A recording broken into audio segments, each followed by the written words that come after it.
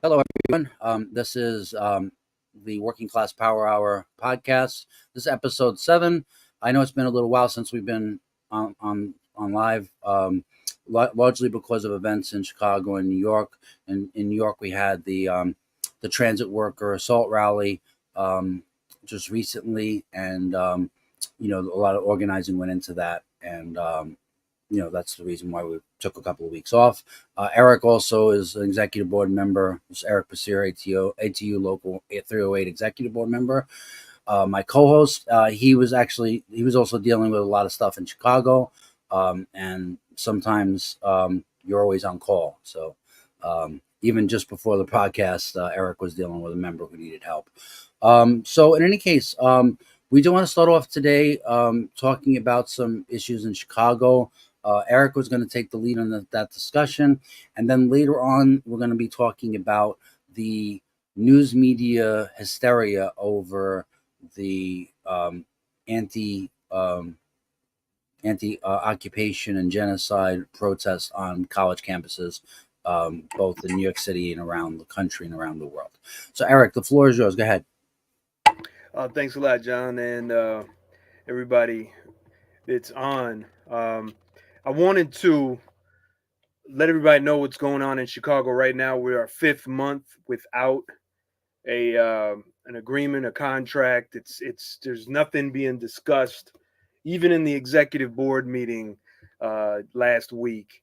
One of my fellow reps asked the president, "So what's going on with the contract?" And the president says, "Oh yeah, we'll get to it in new business." At the end of the meeting, and the end of the meeting came, new business came and went, nothing, nothing. It's a goddamn mystery, and this is actually not a surprise. And the more you dig into the contract, the more the members look, the more you all pay attention, the more you see how it's set up. And that is, business unionism is ruining and ruling Local 308. We'll find the same at TW Local 100, 234, ATU, various. It doesn't matter where you go. Business unionism is poisoning the unions, and it's been doing that for decades. And I wanted to show the members in Chicago and also union workers in other cities how our grievance procedure is set up to defang and to pretty much neuter the workers. And in Article 16, that deals with our grievance procedure. And of course, those of you who are familiar with how it works, generally there's a grievance procedure and there's an arbitration procedure. That is, grievance is me, the worker. I have an issue with my pay, with some write ups. I want it fixed. And I write a grievance. Then, if the employer and my bargaining agent, my union rep, are unable to fix it or don't want to fix it, then it goes to the next step, which is arbitration. So you all should pay attention. This part in the contract is never used. Pretty much what happens is you walk into the office with the union rep. The union rep standing there, maybe hugging the manager, kissing him, dancing with him, laughing and giggling and backslapping.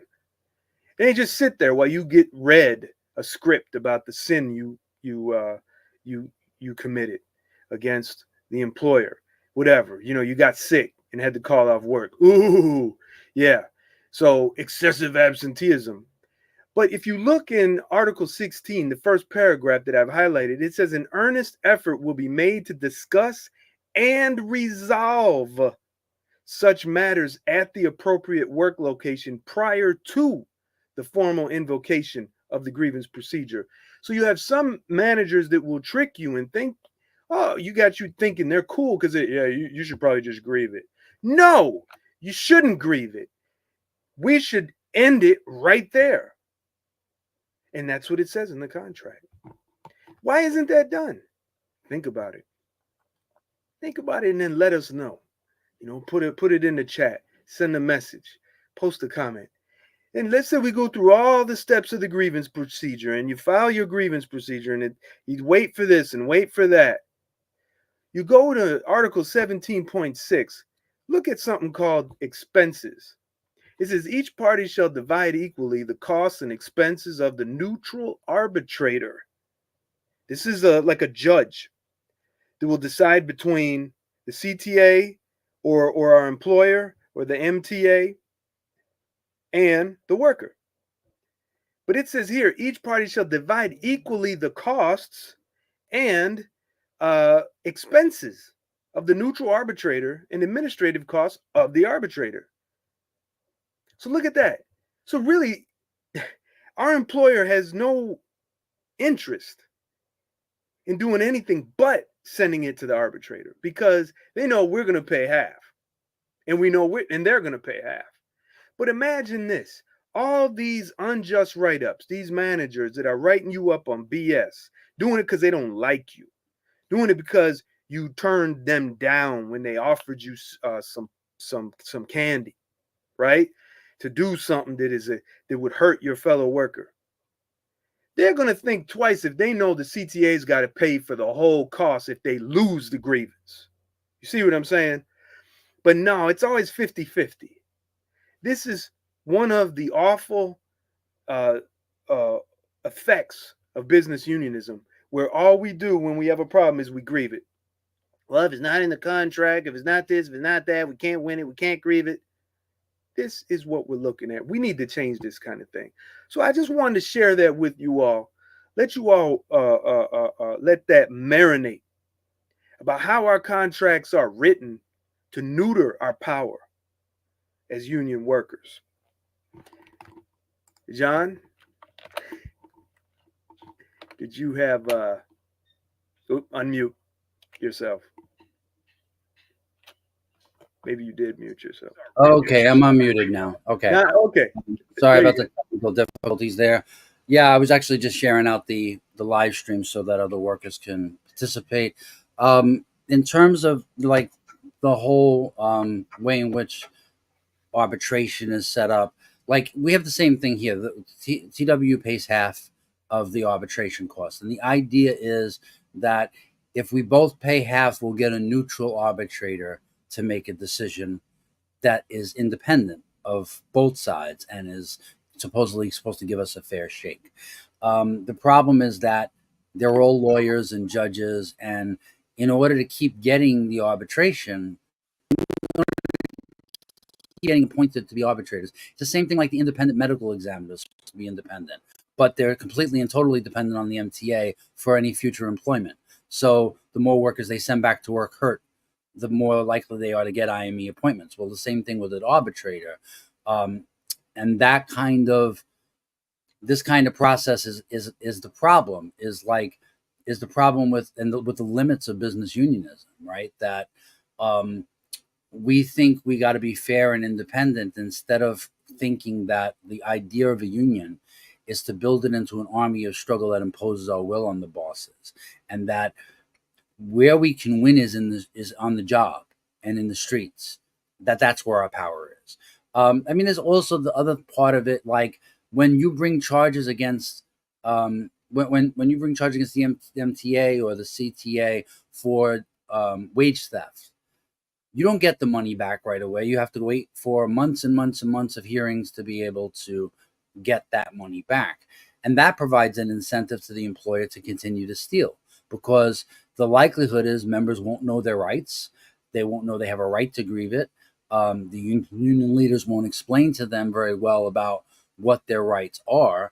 And they're certainly not going to reach out to the members to make sure they're not being robbed. They're only going to deal with it on a case-by-case basis. So it's the percentages. It's like, the percentages. It's the same idea with when workers are hurt on the job. The percentages, if they cut off your money, if they don't pay you on time, that you'll go back to work hurt.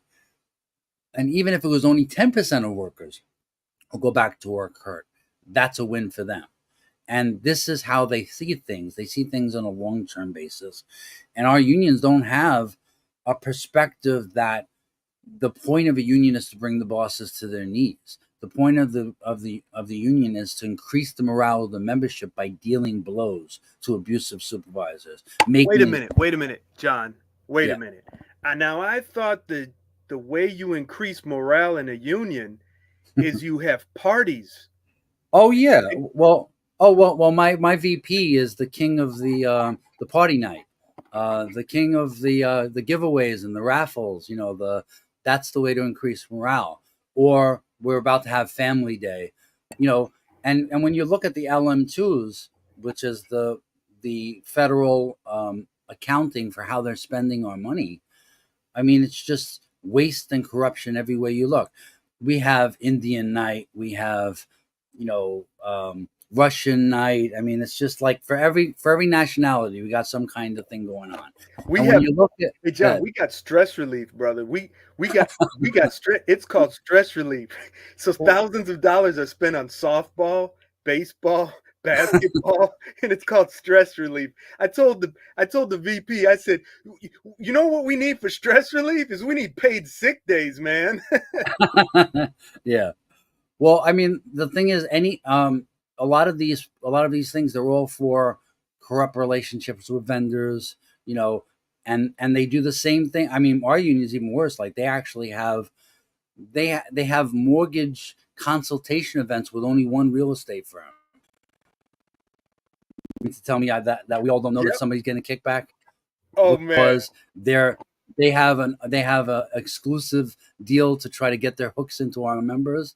You know, here you have a working class institution that's supposed to be fighting for workers not to get exploited, and they're letting they're ferreting in the parasites in the back door to take advantage of our members, and they're financially benefiting from it. It's really disgusting. Also what you'll see in the LM2s is the fact that the union has cooperatives in Garden City, Long Island, and there's no explanation as to why. Why we can't afford to live in the city that we serve, but they can afford to have cooperatives, on a regular basis to rent out for the bureaucrats. Oh my god. Oh my god. I mean, unfortunately, like this is mirrored in so many different ways in every union across the country, and it also has to do with the morale that that members have and the lack of pride they have in the union. It's why, for example, Eric sees member after member talking about, oh, they don't want to pay union dues. Like we don't agree with that perspective. We think it's self-defeating and stupid, and that you're actually going to put a target on your back for management by publicly breaking with your union. But we also have to deal with the fact that the morale is conditioned by the lack of struggle and the hopelessness that members see. So, in any case, we wanted to get into some political issues, and work union members may wonder why we always focus on politics. You may not care about politics, but politics cares about you, and the ruling class certainly cares about politics. When your enemy spends a ton of money investing in owning media companies. And when Elon Musk all of a sudden goes out of his way to spend $44 billion of his money on controlling Twitter, they're doing it for a reason. Okay. And the reason is to win the culture war, is to change the narrative, is to target and scapegoat the oppressed and the working class, and change the narrative and constantly move the goalpost and constantly change our consciousness, because it's so pervasive that we can't help a lot of these ideas that are hateful to us and who we are as a class get ferreted in and smuggled in the back door. I just wanted to a note from Kevin Joa in Pittsburgh. I'm going to put it up on the screen to show it. Okay, it says, read this. So only 30 to 35 members were eligible to run in the elections, 19 of which are on the board now. So for these elections, only approximately 16 members were able to run. Well, I mean, I wish I could tell you that that's a situation only in Pittsburgh, but it's not. It's all over the trade union movement. In our last election, we actually had the union use members' illness due to COVID as a reason to ban them from running in elections and ban them from voting in elections. So, it's a very real thing, and they're perfectly happy and they're perfectly satisfied.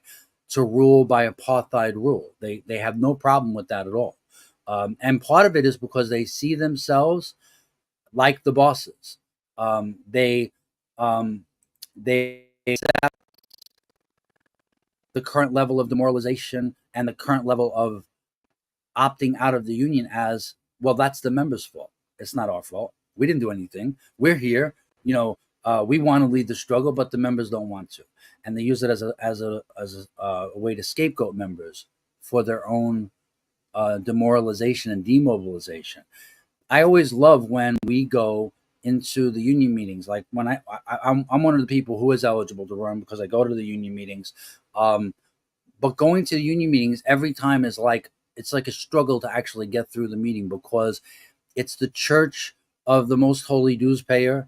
It's the church of the hangers on and ass kissers of the bureaucracy. And the ideology is that the members just should organize themselves to fight the bosses. Like if the members just get it, that they'll just organize themselves to fight the bosses. And I keep trying to explain to them that that's an anti-union position because the whole idea of a union is to organize our power and our strength and our numbers to inflict our will on the bosses. And yeah, as Celso Garcia says, shouldn't they be organizing and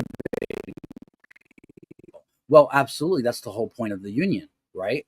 But the other thing is like we wouldn't need a union if we could walk into the boss's office and speak so well and make eloquent demands and just be able to convince them just individually on the strength of our arguments that we were right and of course we should get a raise and better working conditions and all of that. We wouldn't need a fucking union in the first place, you fucking morons.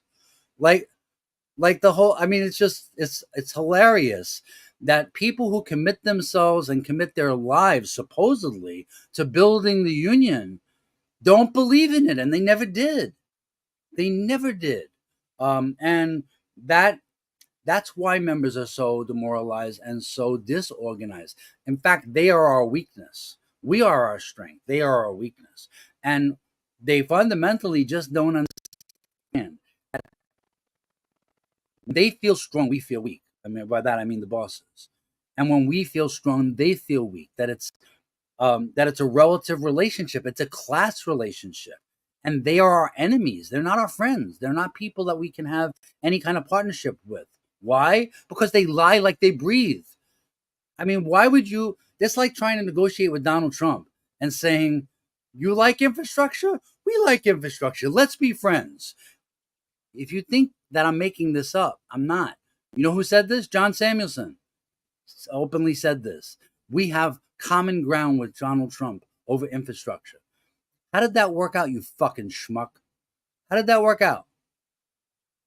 It's just, and this is the dude who has time to attack protesters and say that the protesters are engaging in violence and troll them with Eric Adams type rhetoric in the news media in like 5 separate publications, but doesn't have a word to say about the genocide in Gaza. Not a word. Not a word about the fact that NICERS, who he sits on the board of, is investing millions, if not hundreds of millions of dollars of our pension money to fund that genocide. Don't got time for that.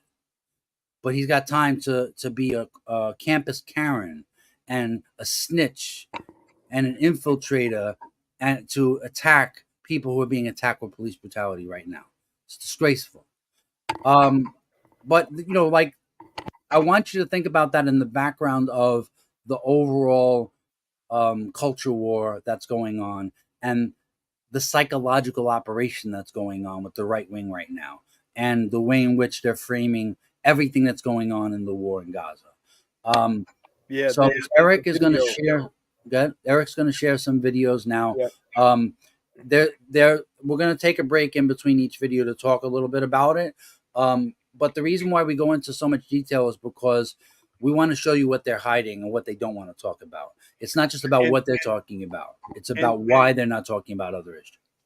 And when you all hear these reports, you are hearing what's going on in our own unions. Because that type of oppression, that type of this fascism is going on in our unions in New York and Chicago, Pittsburgh, and elsewhere. All right, here we go. I mean, it's gaslighting is what it is. It's the same kind of gaslighting the media is doing, manufacturing consent. That's what our union bosses do too. That's right. Here we go.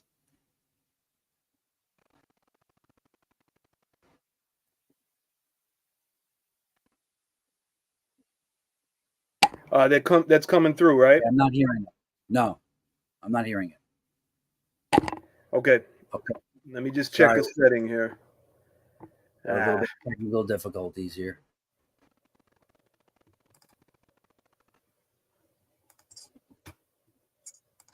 Okay, so the first, it's not coming through clear.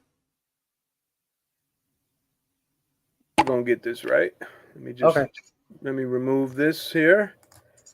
I'm gonna stop the screen. Maybe I just left out a setting. Okay, so the first video is from Ayman Mohideen, who is one of the only Muslim American journalists on MSNBC, and he's talking about the media hypocrisy and hysteria over the campus protests against the genocidal occupation and brutal ethnic cleansing and genocide campaign in Gaza. And I just little technically, I figured it out. So okay, great. We're gonna get it. Gotcha. Just got to do it in Chrome here. Hang on. Just gonna paste that in, and now everything should work with a tab. And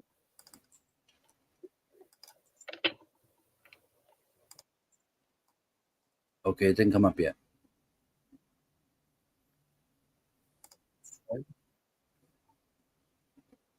All right. So I got the damn thing here. Let's try it again.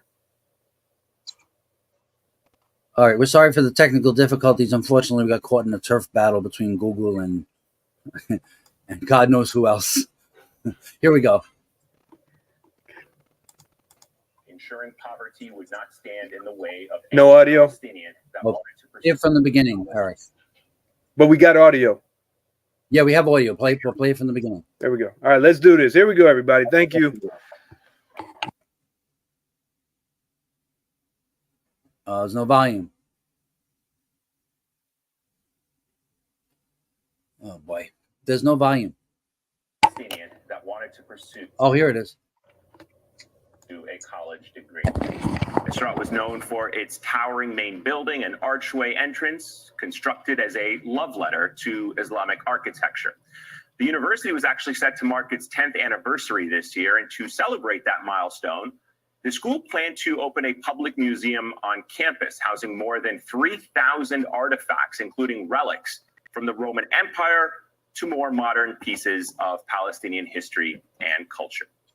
However, Israeli University and all of the history it housed within its walls has now been destroyed. On January 17th, the Israeli Defense Forces demolished the university's main building, reducing it to rubble in a matter of seconds. The Israeli military initially tried to justify this action, claiming that the campus had been, quote, used by Hamas for military activity and that there were concerns the group might use it to attack Israeli forces. But later, the Israeli military admitted there had been flaws in the operational process, including in the decision to destroy the entire building. However, Israel University was not alone in Gaza. According to an NBC News analysis, at least 5 of Gaza's 7 major universities have been destroyed or damaged since Israel began its bombardment of the Gaza Strip. And as Professor Rashid Khalidi, a historian at Columbia University, noted, quote, when you destroy these kinds of institutions, you are not fighting Hamas. You are fighting the existence of the Palestinians. You are fighting their capability to have memory, to have records, and to be educated. UN experts are now sounding the alarm, expressing concern that these attacks on universities in Gaza are part of a much larger effort to comprehensively destroy the Palestinian education system, an action known as scholasticide. For almost 7 months, the war has halted the studies of at least 88,000 students, according to the Palestinian Authority's Ministry of Higher Education. But if you've turned on television here in America, it is apparently American universities that are under attack. As pro-Palestinian anti-war protests continue to spread to college campuses across the country, coverage of these demonstrations has dominated mainstream media. Here's just a really small glimpse at how these protesters have been described. Watch. I'm reminded of January the 6th. That's what this looks like to me. This might look like January 6th, but it's 1,000 times worse. Charlottesville was a little peanut, and the hate wasn't the kind of hate that you have here. Harkening back to the 1930s in Europe, and I do not say that lightly. Keep marching for Hamas, kids. This is not what students bring to school. Hamas is here. Even the notion of an encampment is a physical threat. We have a terrorist group marching in New York right now. They're dumb and or unattractive. Take it to the bank. They have been brainwashed by TikTok to believe that Israel's actually committing a genocide. What's happening on college campuses is rooted in anti-Semitism. They are embracing the rhetoric and the ideology of Hamas. Did that negotiating with terrorists work for them? We are going to have fascism as a result of these protests. We are going to have fascism as a result of these protests. It's absolute hysteria from the media. Outrage over protesters setting up tents, occupying buildings, or breaking windows, as Gaza's entire education system lies in ruins. US media have become obsessed with this manufactured idea of violence sweeping across American campuses, all while failing to cover the very real violence that has decimated an entire generation's access to education. The media isn't doing this alone. Here in New York City, Mayor Eric Adams has given them an assist, making himself, as the nation's Jeet here describes, the public face of the nationwide campus crackdown on pro-Palestinian activism. At a press conference this week, Adams attempted to rationalize the NYPD's crackdown on Columbia University, claiming he's preventing young people from being, quote, radicalized by professionals. New York City Police Deputy Commissioner Tariq Shepard has gone in on the baseless fear-mongering as well, touting bike chains. Yeah, bike chains, literally bike chains sold at a discount by Columbia University as some kind of sinister weapon that has been brought in by outsiders. If you want to talk about sinister weapons inflicting mass destruction on a campus, what about the 300 plus mines that the Israeli military used to blow up Israel University back in January? It's as simple as this. You cannot claim to be worried about violence at universities, about disruptions to students' education, about safety on college campuses, and ignore what is taking place in Gaza. You cannot be more concerned about the act of students protesting than you are with the very issues that they're protesting against, and what the UN Special Rapporteur on Human Rights has described as a genocide. Okay, let's just take a break for a minute. I know we have another video to get to. All right, so let me just change the screen. Yeah, okay, good. So in any case, like, we have this kind of dystopian world that we're living in, that black is white, up is down, kind of through the looking glass here, people. I mean, the reason why these people are going on and on about trying to frame this as a fight against, pro-terrorist forces in the United States is because they're losing the propaganda battle over this war, because the war is indefensible, and they know it's indefensible. And there's no arguments you can make to tell people not to believe their own lying eyes when they see children being blown up and they see the kind of torture that's going on and the indiscriminate slaughter that this war represents. So there's a whole media echo chamber to repeatedly repeat these talking points. And that's why it's so traitorous for somebody like John Samuelson, who's supposed to represent hundreds of thousands of transit workers, to be silent about genocide. You ever remember being told about the Holocaust and the question that everyone has, how could it happen in silence? How could people not know? How could this something so horrible be allowed to happen? So obviously genocidal and racist be allowed to happen without peep from whole sections of the world. And just look around, people, because a genocide is happening now. And what do you hear in terms of the voices of the working class, in terms of mobilizing to even just say it's wrong, even say anything about it? My union has said absolutely nothing about the genocide in Gaza. Nothing. They haven't called for a ceasefire. They haven't called for aid. They haven't done anything to even show concern, to fundraise for the victims of this genocide, whether they're Israeli or whether they're Palestinian. Nothing. Hassan Piker, a YouTube streamer, has done more to raise money for the victims of this genocide than one of the most powerful unions in this country, if not the world. It's the one thing they're good at doing is promoting fear of speaking up.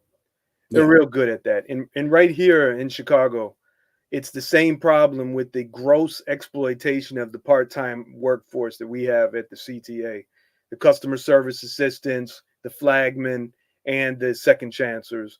You know, just today, I was dealing with calls from workers that are all, their skin is all red and peeling, you know, from these chemicals. And these are part-time workers working 40-hour week, inferior PPE, you know, no benefits, nothing. And when I try to encourage people to speak up, sign a petition, we have to protest, people are scared. They're saying, well, if I do that, they're not going to make me full-time. I'm going to be in poverty. And that's what they do. They tell us if we speak up and we protest, we're going to be punished.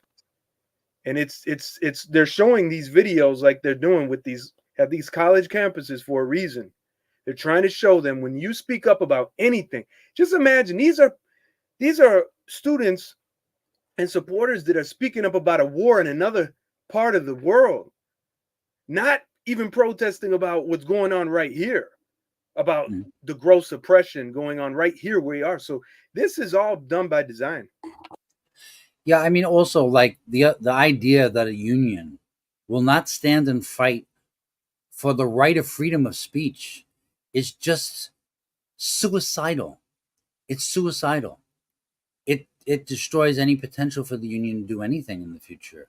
If you're going to allow police brutality to be rained down on protesters in your own city, and you're going to say nothing about it. In fact, it would be better if they said nothing, because what they have to say only actually parrots the same talking points that we're watching here on the screen. We have another video. It's from Chris Hayes, and it talks about why they want to change the topic, and why they want to talk about the campus protest and not the war. So, Eric, if you can share your screen.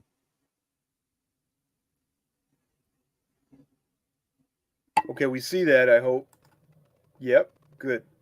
Now let's see if we get the audio. Oh, no, that's it. Yeah, no, that's not it.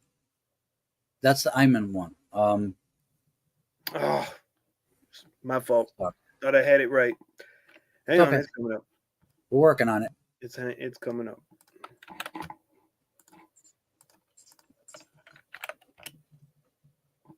In the spring of 1969, a group of students at Morehouse College, historically black college in Atlanta, were frustrated by what they said was the school's slow progress on civil rights. And they protested, they've been rebuffed. So they locked the college trustees in their office for 2 days and essentially held them hostage. Now, one of the trustees was Martin Luther King Sr., father of the recently slain civil rights leader. He began having chest pains, and one of the students later said, "We let him out of there so we wouldn't be accused of murder." That student and his classmates eventually gave up under a promise of amnesty from the college. The college reneged, and he was expelled. It would be years before he was rehabilitated, decades before he became known the world over as actor Samuel L. Jackson. Now, I tell this story for two reasons. One, to remind us that college activism has long been a part of college education. The other reason, though, is to get a sense of proportion, which seems lacking today. As we watch the disturbing imagery emerge from campuses at Columbia, UCLA, University of Texas, University of South Florida, so many others, where cops, or in some cases mobs, took down pro-Palestinian student encampments and protests, as well as professors and journalists and just random bystanders. The cumulative effect of all this coverage, along with some unverified assertions from police and politicians, has been to drive home the idea that student protests are basically a terrorist level threat, that they have to be neutralized by battalions of cops armed like soldiers with MRAPs and sonic cannons. The reason this seems to me a reaction that's out of proportion to the protests themselves. Seems especially true when you look at some other campuses like Brown University, where administrators negotiated with student protesters who took down their encampment, and Wesleyan University, whose president said the protesting there was nonviolent and non-disruptive, adding, as long as it continues in this way, the university will not attempt to clear the encampment. Now, these universities, crucially, have reiterated their important existing rules against anti-Semitic invective and harassment, certainly, while also protecting assembly, which seems sensible, also out of step with what you're seeing elsewhere. Because ever since October 7th, when Hamas committed its atrocities in Israel, there has been this obsessive media focus on college campuses. And that's true partly because there are genuine issues worth debating, including the degree to which universities are creating spaces that are hostile to pro-Israel Jewish students, where they feel under threat, or universities, the degree to which they're suppressing pro-Palestinian speech. And those issues really do matter. But the way that so many prominent voices have focused so exclusively on colleges feels honestly a bit decadent to me. Like we're doing a paper doll version of the conflict, because the actual reality of what's happening in Gaza is so horrific, unceasing, and high stakes. It's more enjoyable to argue about what college kids are doing than to confront the human misery and destruction that's happening in the actual conflict. That is, of course, the source of these protests. What seems most worth debating isn't campus speech, but whether the U.S. government should continue to fund and support an Israeli war in Gaza that has pushed more than 1 million people to the brink of famine, a war that has damaged half of the buildings in Gaza, a war that has failed to bring home most of the hostages held by Hamas, that has in fact led to the death of some of those hostages, as well as the deaths of an estimated 34,000 Palestinians, including roughly 10,000 women and 13,000 children. Is that ongoing effort morally defensible? Is it strategically wise? Are we as a nation doing the right or wrong thing and continuing to support it? Now, whenever that becomes a question, it almost becomes reflexive to challenge the questioner. And I can't help but think of the protests that marked the lead up to the Iraq War, which were both widely attended and widely attacked. Okay, that's good. Okay, so let's just take a moment to discuss video. So they want to change the topic, and they want to make it about college protesters and whether or not we agree with their speech. Free speech is not about whether or not you agree with the person's speech. Free speech is a way to guarantee the right of all to speak. And if you won't guarantee the right of those who you disagree with to speak, then you're not for free speech at all. And you'll notice the right-wing echo chamber has been talking about their fear of being canceled for their racist, anti-Semitic conspiracy theories and their hateful invective. And they should be scared of us canceling their speech, because their speech is actually hate. Their speech actually incites violence.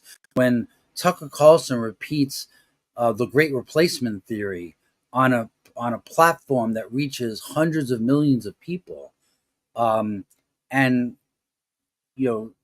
basically engages in anti-Semitic tropes that target people for violence. When Matt Walsh engages in targeting transgender people, targeting the Boston Children's Hospital for bomb threats, that's not speech. That's hate. That's violence. There's nothing that the protesters are at these campuses are actually doing that actually incites violence. The most violent thing you can describe as violence is occupying a building. occupying a building is part of free speech. It's civil disobedience. It's refusing to allow public order while genocide goes on. Now, are they right to tell janitors this is bigger than you? No. I think that's a stupid tactic. The best tactic would have been for them to release those people from the building and just occupy the building. There was no reason for them to hold people. That I don't agree with, because it's stupid and it's self-defeating, because it gives the right wing a narrative that they shouldn't have, and they wouldn't have if you didn't engage in behavior that actually can be painted in that way. But that's the only thing they can point to, that there's any kind of coercion going on here, that there's any kind of way in which anyone is being harmed by this speech.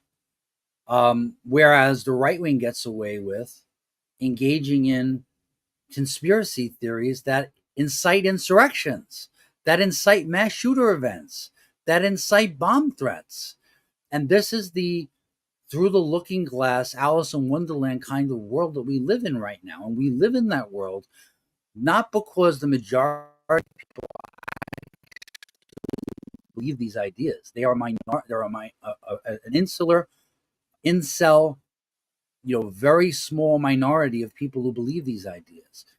But it has an outsized effect on society, because even those who say they don't agree with those ideas provide a platform for those ideas on a regular basis. The reason why Trump is still able to run for president of the United States, despite the fact that he's been charged with, 91 felonies. The fact that they are still able to hold popular support in any way is largely because the platform has been given to them repeatedly, and there's been no consequences at all for their actions. But we're going to obsess about the college student with the pink hair who's occupying a university that is actively engaging in war profiteering, that is actively has blood on their hands, is responsible for funding and aiding a genocide. That's what we should be concerned about. Eric, I don't want to dominate the discussion, so would you like to comment? Yeah, once again, when we on the local level don't speak up about what's going on the national and the international level, we lose the ability to exercise our First Amendment muscles. Talking about something that's bigger outside of yourself can help develop the courage you need to speak up about things that are directly related to you. So we can say, well, we shouldn't worry about that. It has nothing to do with the contract, has nothing to do with the job we're at. No, it has a lot to do with that. And just the merit of you speaking up about something that's wrong is so important. Because if you won't do it for others, why will you do it for yourself? Yeah. And they will come down on us. It's guaranteed. Whenever you speak up about injustice, whether it's about yourself or about someone else, you will meet opposition. But that's what we need. We need someone to oppose us. Don't think that we can keep our jobs in our communities if we don't speak up. This is too much. You want me to go to the next video? Well, hold on just a second. I think the other thing that we have to explain is that a union is a way to humanize ourselves. A union is supposed to organize our self-respect and our power to show how the world can be different. And a union that just accepts genocide is going to accept concessions and give backs and is going to be treated like a doormat by the bosses, because it doesn't understand the connection between the consequences rained down on poor and working class people all over the world and the consequences that we face. And it doesn't understand the class struggle. It doesn't understand that it's a global struggle. Like, there's no worker in the United States that can be safe from attacks on their jobs, their wages, their benefits if they don't stand with Mexican workers against exploitation, that you add GM factories there? How is the UAW going to be able to lead any kind of struggle to defend their own living standards, their own jobs, their own health, their safety on the jobs, unless they unite across borders with Mexican workers, with Central American workers, with workers in Asia? The days of smashing the windshields of Japanese cars, that's not a good thing to look back on as a positive thing. It's shameful. It's shameful when our class doesn't understand that the number one thing that divides us is not our nationality, not our sex, not our sexual orientation, nothing. The things that actually divide us are class, and everything else is used as a tool to reinforce institutionalized racism, to reinforce the class rule of the ruling class. There's no shortcut to understanding that if they have their tentacles all over the world and they have a political agenda and a class agenda that they're going to pursue all over the world, that we have to be against their agenda. We have to counter message that. And we have to educate working class people to think for themselves. It's not that we want you to agree with everything that we think. It's that we all have to find what's true through our own collective initiative, through our own struggles, by testing out what works and what doesn't work. And we're not going to get there if we put blinders over our eyes and ignore everything else that's going on in the world except our wages, hours, and job conditions, and somehow we're going to solve those problems. It doesn't work. It can never work, because more numbers means more strength. More unity means more strength. More solidarity means more strength. It's the fundamental basis on which the union movement was created. And the bosses of our unions, they didn't create it. If it was up to them to create unions today, we'd be fucked. Okay?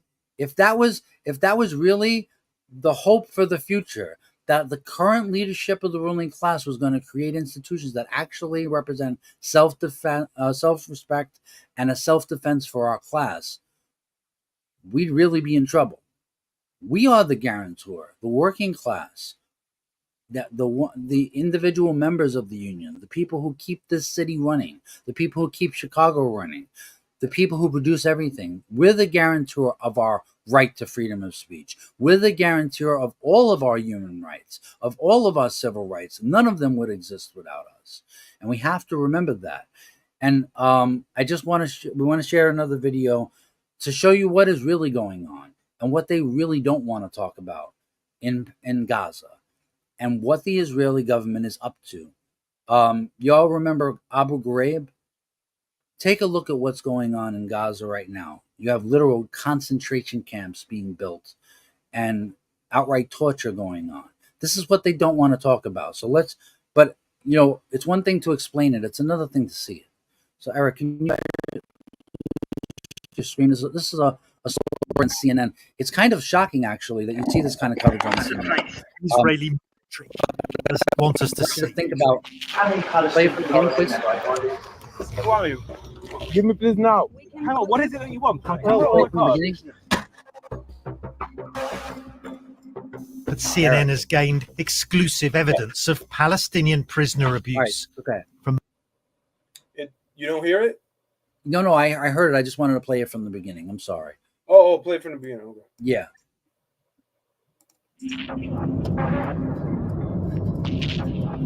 It's a place the Israeli military doesn't want us to see. How many Palestinians are in there right now? Who are you? Give me please now. Hang on, what is it that you want? My card. But CNN has gained exclusive evidence of Palestinian prisoner abuse from multiple Israeli whistleblowers.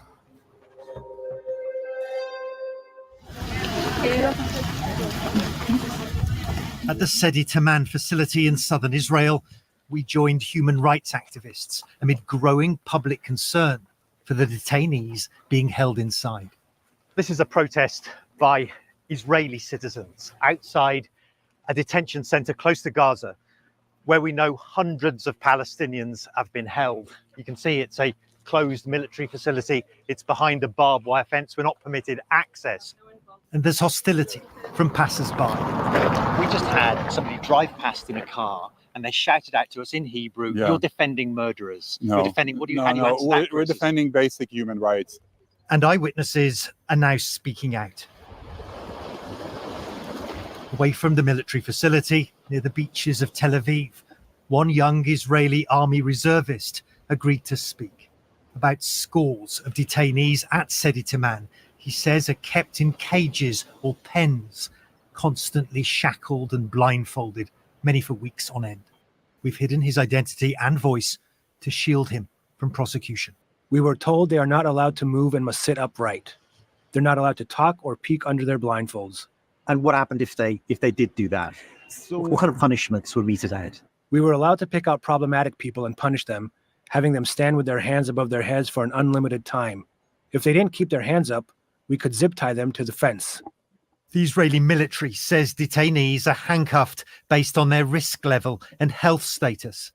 But the account tallies with photographic evidence obtained by CNN of Palestinian detainees inside Sedi Taman, and with hand and wrist injuries shown to CNN by dozens of Palestinians released back into Gaza. I was zip-tied and blindfolded, says this former detainee, and tortured in a way I never imagined. One source telling us the restraints were so tight they had to amputate a man's hand.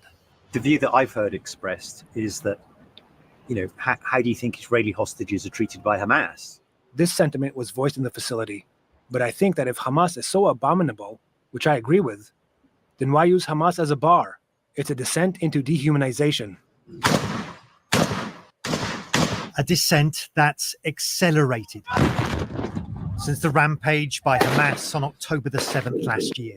The killing and abduction to Gaza of hundreds of Israelis provoked outrage and a brutal response. Amid Israel's wrath, tens of thousands of Palestinians have been killed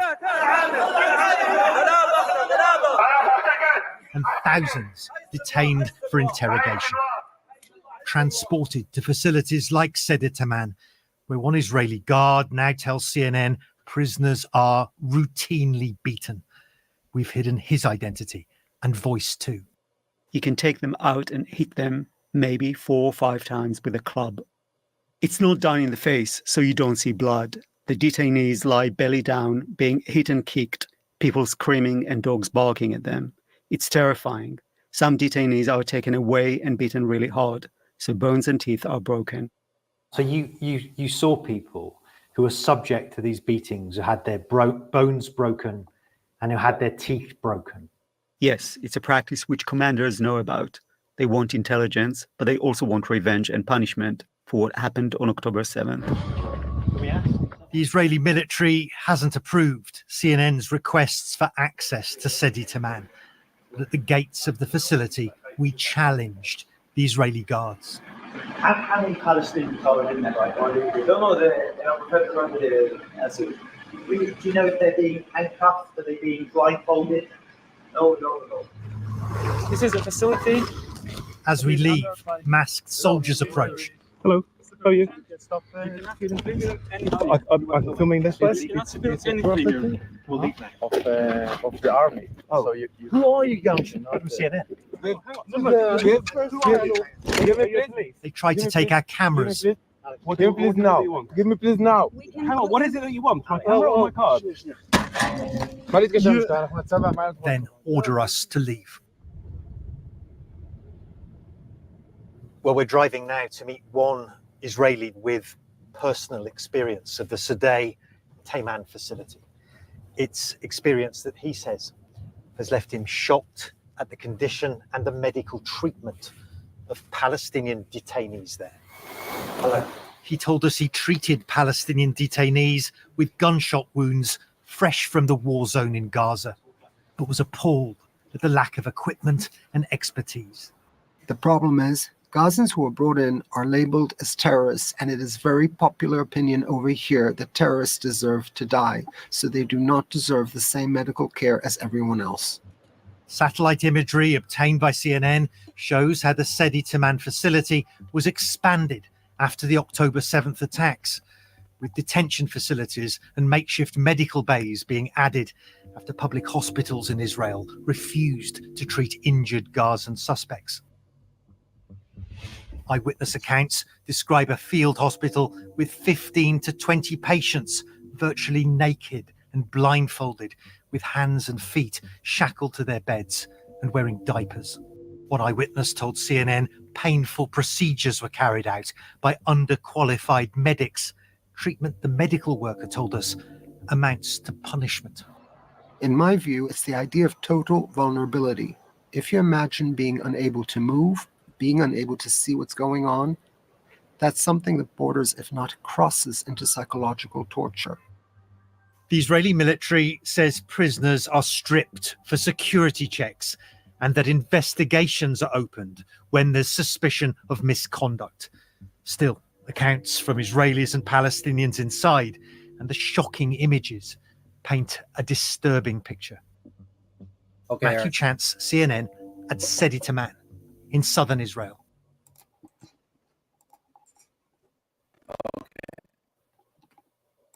All right, I removed it, Eric.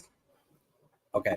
Terrible. So if you're wondering why the insane hysteria in the right-wing echo chamber and news media funded by billionaires, why they're going to such lengths to engage in a psychological operation to warp working class and popular consciousness to believe that the real problem is a bunch of protesters on Ivy League college campuses. This is why they got to change the narrative. And look, a class like ours that is only able to have the living conditions that we have based on our own collective struggle, based on our own unity and our own solidarity, needs to never avert our eyes. It's one thing to hope that the world can be different. It's another thing to put blinders on to the world that we actually live in, because the world that we actually live in informs the kind of world that we need and the kind of world we need to fight for. You're not going to see gains for American workers unless we begin to force ourselves to look at things that are very uncomfortable and things that nobody enjoys, knowing is going on in our name. It's funded by our unions. My pension program, NICERS, is invested in this torture. It's invested in funding military profiteers, war profiteers that are making billions in direct correlation to what you just seen. It's, when you wonder why so many Jews are involved in these protests. You wonder why it's Israeli citizens of Israel that are actually exposing these conditions. It's because all of this is being done in their names. And when they said never again, they meant never again to anyone. The point of that slogan was to encapsulate that this could never be allowed to happen ever again in the history of humanity to any people. And the fact that it happens not just here, but throughout the Congo, in places I know trade unionists working in the Philippines who are literally red tagged and scapegoated and targeted for violence. What's going on now is the new McCarthyism, okay? And our unions are silent. And think about the fact that Mike Quill, everybody points to him as a hero, as a militant fighter and somebody who told the judge to drop dead in his black robes that he'd never call off the strike. What Mike Quill also did was turn his fellow organizers in TWU over to the government during the communist witch hunts. Okay? We have to know our own history because those who don't know their history are doomed to repeat it. And do you think that Samuelson won't turn me or Eric or any of these people who he sees as oppositionists over to the government? And it's not about individuals. It's about what it means when our enemies have that kind of power. And they do it. They do it. John and I have been targeted by our own union leadership, where they collaborate with management to punish us, to trip us up on things, get us written up, called cops, and they don't say nothing. It's because they're part of it. Yeah. And, look, the bottom line is that the working class should have an opinion about everything that's going on. Okay. There's a lot of things that are fucked up in the world.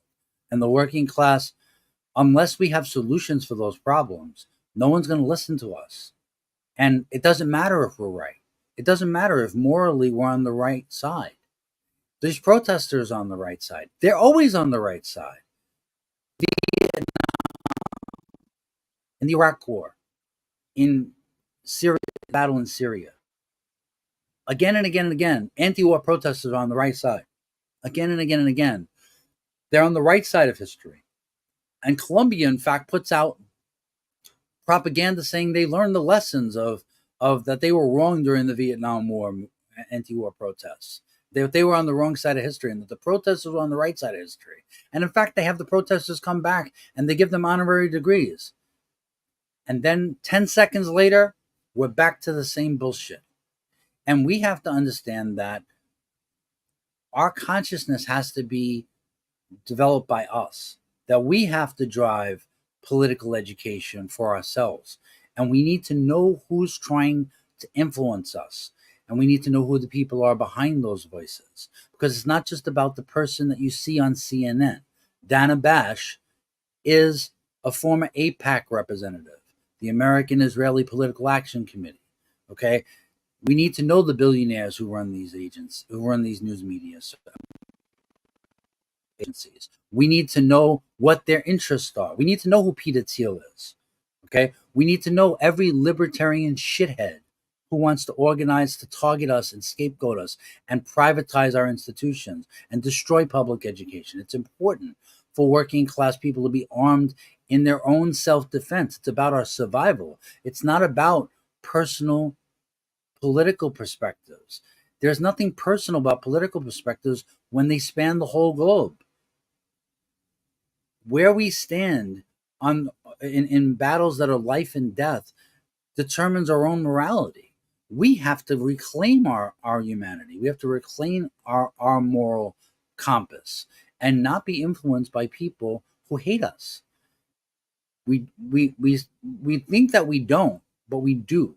People think that their ideas are their own and that they're not influenced by everything that goes on around them. But that's not a clear-eyed view of how the world works or how consciousness works. And if you want to change consciousness, if you really want to change the consciousness of our class and increase the morale of our class, we need to be clear-eyed about where our ideas come from. And we need to check the false consciousness and ground ourselves in class solidarity, because that's the only way forward. Eric, you want to say anything to wrap up? We're going to try to keep this to an hour or a little more. Yeah, I actually gotta go. I sent you a message. Okay. I actually have to run right now. But no, I agree. Everything that John said, please, everybody, listen. You say, oh, John, he's preaching again. Just listen. Just listen and be inspired and speak up. Stop being silent, brothers and sisters. There can only be a few of us that can continue like we're doing. We need more people to speak their minds, especially speaking up about our suffering at work and in our communities. Okay, we'd like to thank everybody for joining us. We wish that there were cheery topics that we were discussing today, but like I said, we need to see these things with sober senses and to not turn our eyes away from issues that are uncomfortable to deal with. That there's no easy solutions for, because we need to find those solutions together, and we're not going to find those solutions if we close our eyes to the reality of our enemy, to how far they will go to impose their will, to fight for their class interests, and how vicious they will be. Because ultimately their solution is not the world that we see right now. It's a much worse world. It's a world where fascism is on the rise.